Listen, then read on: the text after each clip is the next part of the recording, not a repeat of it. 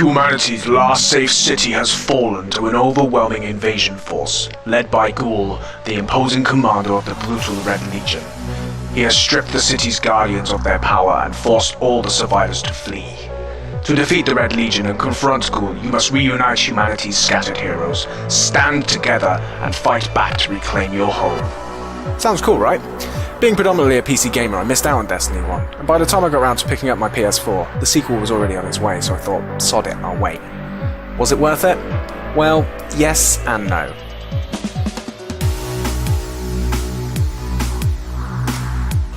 Let's start with what Destiny 2 gets right, shall we? Okay, so let me start by saying the gameplay for this game is fantastic. The shooting mechanics and movement feel so natural on keyboard and mouse, you wouldn't even know this was a console port. It kind of reminded me of a cross between Titanfall 2 and Borderlands, which can only ever be a good thing in my book. Each of the three main classes has a distinctly different feel to them in terms of how they move and how you should play them. Each main class also has 3 subclasses to switch things up, and this works really well. The game is split up into 5 very different worlds, all linked through a hub world containing vendors, quest givers, and even a mini football pitch if you fancy a kick around. And before you hit the level cap of 20, the game really does feel like a fun shoot and loot experience, and I found this really addictive.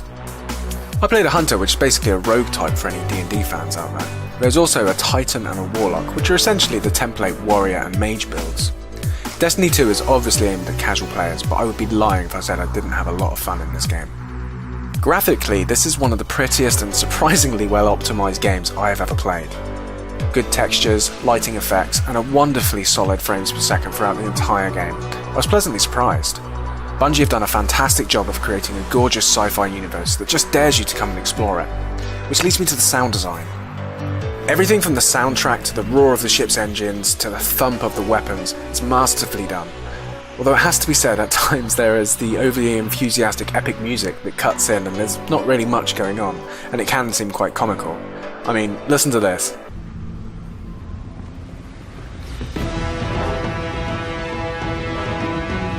Aside from that though, all in all, a good job on the audio.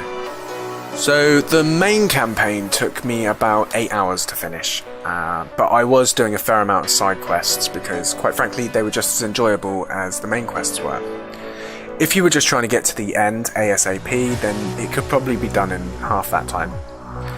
So as you progress towards level 20, you will unlock more side missions, patrols, as well as having a whole heap of public events to take part in, gaining various tokens, which can be traded in at faction vendors for engrams, which is Destiny speak for loot boxes.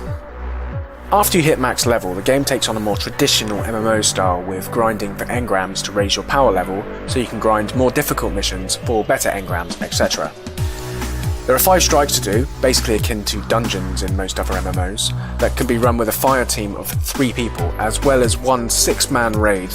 On top of that, there are daily quests and weekly milestones intended to keep you busy. Which brings me to what Destiny 2 gets wrong. The story felt like I was playing a 14-year-old boy's Star Wars fanfiction. I mean, the mothership of the Red Legion is called the Almighty, for fuck's sake. It may as well have been called the super mega death ship that's bigger and better than yours. Anyway, with almost no memorable characters apart from Cade 6, played by Nathan Fillion, and the main villain was uninteresting and his motivations are never made clear, and there's no explanation as to why your character is special beyond being the chosen one, and I just feel it's a massively missed opportunity to give this gorgeous looking and sounding universe a soul. If Fisher-Price made an MMO, it would be Destiny 2. And maybe that sounds like I'm being overly harsh to the game, but hear me out. You see, this game has the width of an ocean but the depth of a puddle, and sadly I felt that this game had a chance to stand with the best MMOs in the genre, but that chance was squandered in search of a mass casual audience. Once your power level is around 270, the only way to get items that aren't just trash is to do the Nightfall strikes, or the raid, or the weekly milestones, all of which after completion you have to wait a week for the rewards to reset so you can continue playing the game. Once you reach the power level cap of 305, there is nothing to do except grind cosmetics and exotics once a week, which can be done in a few hours. None of the strikes, or the raid for that matter, drop unique items, and beyond competing in the lackluster PvP for the sake of it, there's nothing to keep players active. Destiny 2 is suffering something of an identity crisis. It doesn't seem to know if it's an MMO or a shoot and loot RPG, and the thing that really frustrates me is that it has the potential to be one of the best games ever if it just had the correct content balance.